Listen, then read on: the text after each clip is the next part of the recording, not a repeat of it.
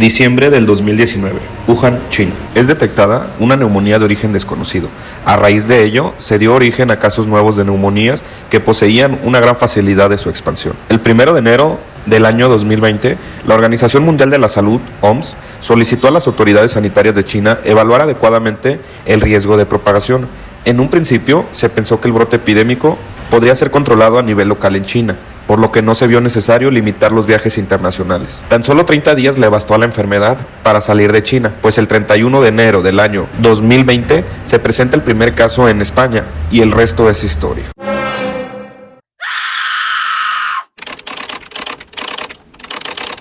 El 11 de marzo del 2020, ante la rápida, progresiva expansión de la enfermedad, la Organización Mundial de la Salud decretó que se trataba de una pandemia.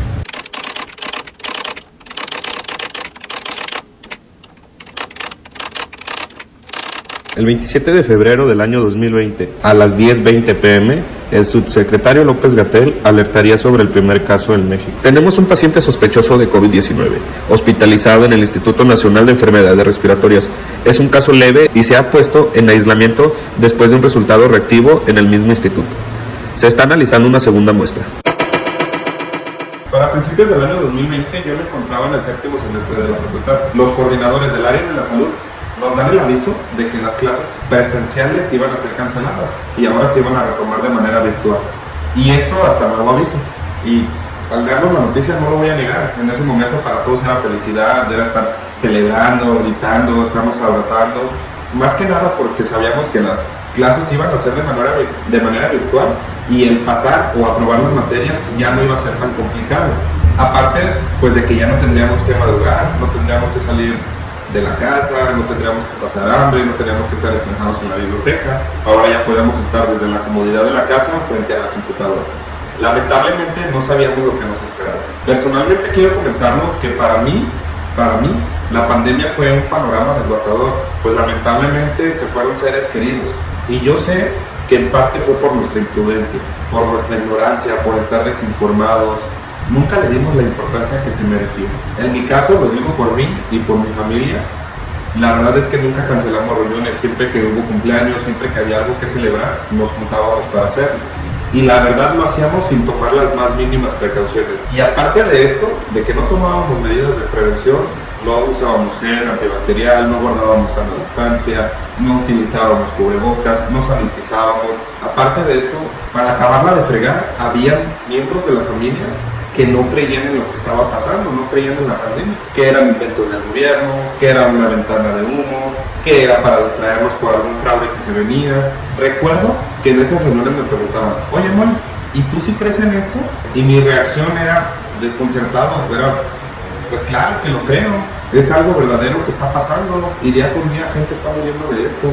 A lo cual me decían, entonces, ¿cómo explicas que hay gente que le da COVID y no le da síntomas, hay gente que tiene COVID y se pone muy grave, y a todas las personas que se internan porque están muy graves y fallecen, dicen que es por COVID? Pues obviamente que yo esto va más allá de lo que yo crea, porque siendo realistas, no me iba a poner a dar información que realmente no conocía, que era algo nuevo. Pues para la fecha seguía siendo algo desconocido, no se sabía ciencia cierta bien sobre el COVID. Y pues la verdad, yo con mis míseros 4 años que llevaba estudiando medicina, no me sentía con ningún derecho para dar explicaciones. Entonces mi respuesta es, pues la verdad no sé, pero debemos de cuidarnos porque esto es real. A finales de ese año, termino en línea las clases de la facultad y ahora ya solo me faltaba 1 año de internado y 1 año de servicio para poderme recibirme como médico.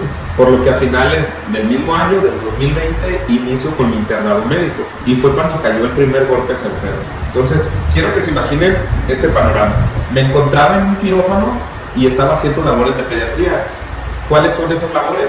Tienes que recibir al recién nacido y darle la valoración inicial y hacerle lo necesario para que el niño se encuentre bien. 5 minutos antes de entrar al quirófano, me hablan de un hospital COVID que mi abuelo había fallecido.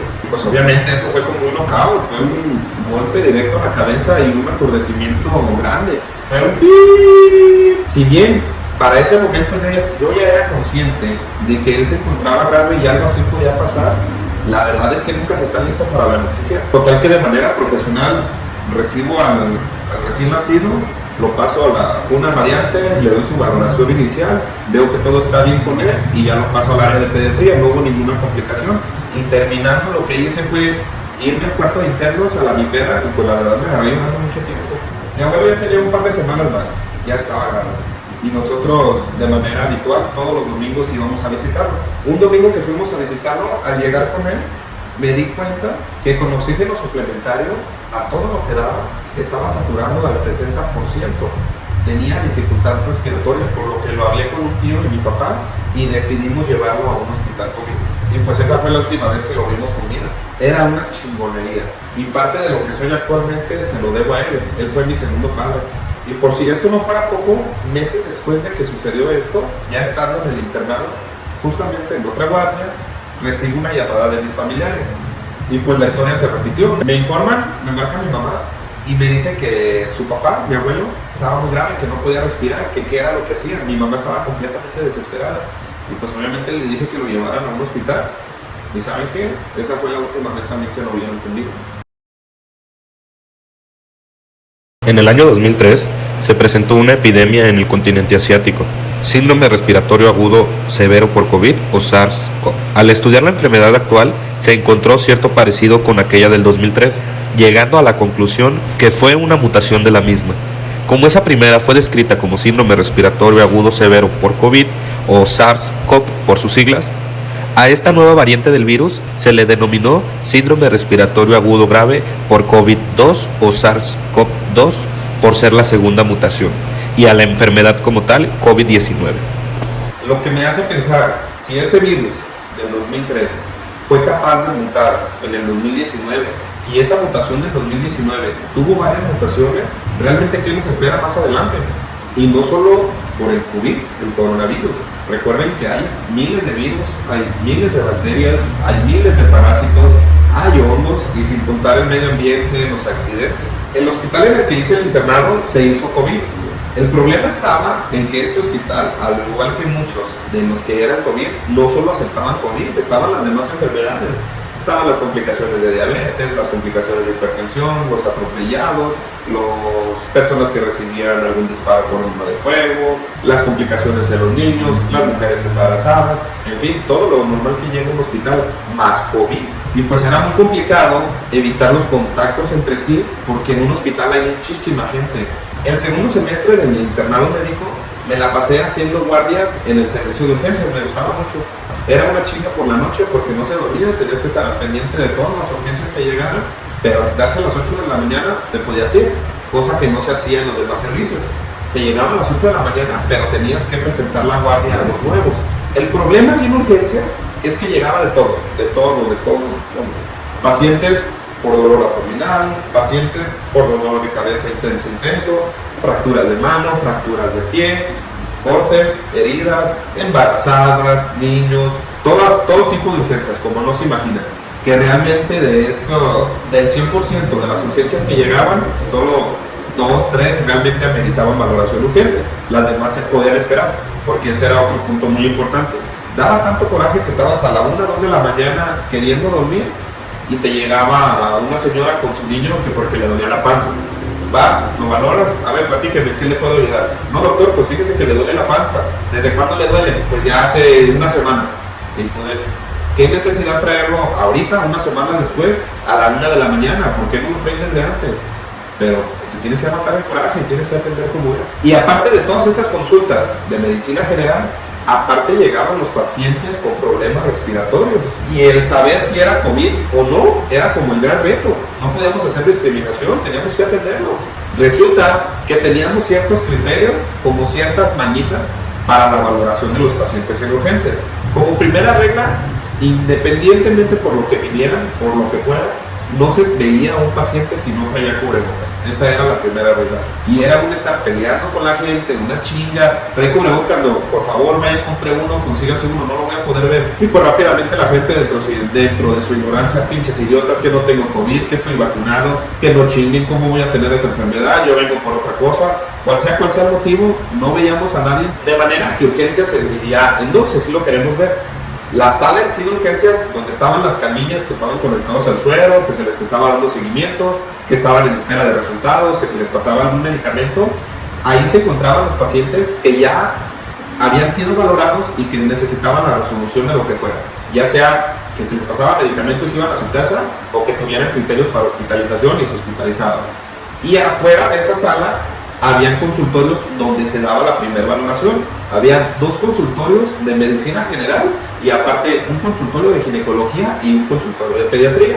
Y la dinámica era la siguiente: si llegaba un niño enfermo, le hablábamos, ya sea yo o quien estuviera en urgencias, le hablaba al servicio de pediatría, a la sala de pediatría, y les presentábamos el niño. Llegó un niño con este problema, vengan a revisarlo, porque ahí en urgencias la única chamba era valorar toda la consulta general, menos niños y embarazadas, porque esos tenían sus departamentos aparte. Si llegaba una embarazada por ruptura de membranas, que se le haya reventado la fuente, por amenaza de parto pretérmino, por amenaza de aborto, porque ya estuviera gesta completa, por lo que llegara una embarazada, se hablaba al servicio de ginecología. Llegó una paciente de tantos años, viene por este problema, vengan a consultar. Entonces mi trabajo era dar consulta en los 2 consultorios de medicina general. Lo abordaba, si era necesario pasarle algún medicamento, ya lo llevaba a la sala, lo sentaba en una camilla, le poníamos una bata y ya la enfermera le empezaba a dar indicaciones: pásale tal medicamento para tantas horas, hay que hacerle tal estudio, y ya como veamos su respuesta llegamos a la conclusión. Entonces esto funcionaba así: cada que llegaba un paciente nuevo, llegaba a uno de esos consultorios de medicina general, en mi caso, sin contar los de ginecología y los de pediatría. Si era de medicina general, llegaban a esos consultorios. Acto seguido, una enfermera o un enfermero que estaba en la sala apoyándonos iba a darle su primera valoración.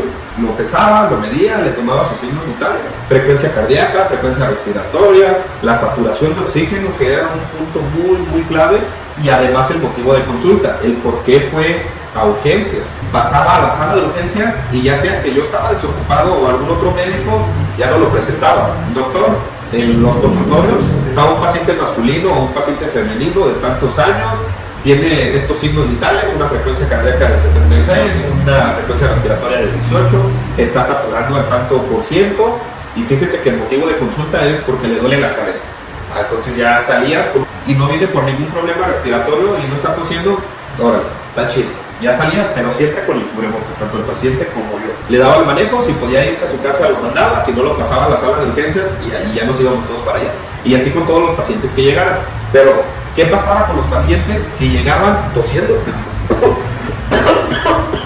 Que llegaban y la enfermera le checaba una saturación, y saturación de 85, saturación de 86, tomando en cuenta que la saturación debe de ser mayor a 98, pero así no llegaban: saturaciones de 85, saturaciones de 80, de 82.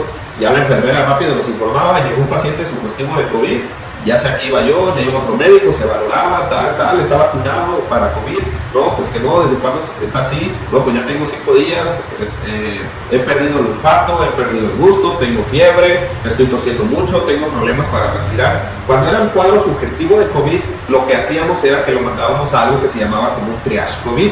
En ese triage COVID estaban personal de la salud capacitado específicamente para atender a los pacientes con COVID.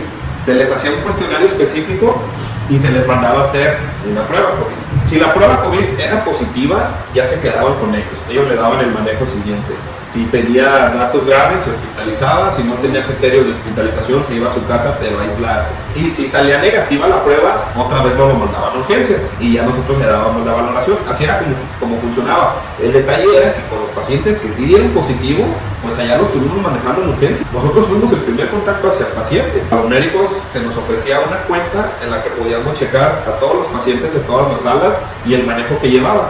Y pues era bien triste ver cómo, por ejemplo, te metías a la sala de COVID y ya cada vez veías nombres nuevos. Cada vez era bien triste ver cómo esa lista iba cambiando muy frecuentemente, iban muriendo personas, iban ingresando nuevos. En el hospital solo existía una sala de imagen, por lo que todos los pacientes que requirieran una radiografía, una tomografía, una resonancia magnética, un ultrasonido, fueran pacientes COVID o no COVID, ahí es donde iban a parar, independientemente de lo que fuera, todos iban a dar ahí. Entonces imagínense ustedes, si su caso era que les tomaran una tomografía y ustedes no tenían COVID, pero le acababan de tomar una tomografía a un paciente que sí tenía COVID, se estaba como complicado el asunto. Cuando se requería hacer un estudio a un paciente COVID, lo que se hacía era que se activaba un código, el código estrella, que significaba que nadie podía estar por el trayecto de la sala COVID a la sala de imagen, nadie. Todos tenían que estar retirados de ese perímetro porque iban a trasladar al paciente desde la sala COVID, desde su cuarto, hasta la sala de imagen. Por lo tanto, todos tenían que estar fuera de ese perímetro hasta que se desactivara el código. Y pues era algo impactante. Ustedes imagínense 2, 3 médicos totalmente cubiertos con un traje especial, con gogles, con doble cubrebocas, con caretas, con guantes de esos azules gruesos, arrastrando la camilla con el paciente COVID hacia rayos X. Iban otras 2 personas que iban sanitizando toda el área, como si fueran fumigando todo el rastro por donde iba pasando el paciente. Se desactivaba el código estrella y pues todos como hormiguitas, todos a los pendientes en los que iba, otra vez el hospital se reactivaba y todo como si nada hubiera pasado. Y esto se repetía pues varias veces al día, no nomás era un día, eran 4 o 5 veces por día. Y en verdad, créanme, todavía hoy en día voy por la calle y hay personas, créanme, hay personas que siguen sin creer en el COVID.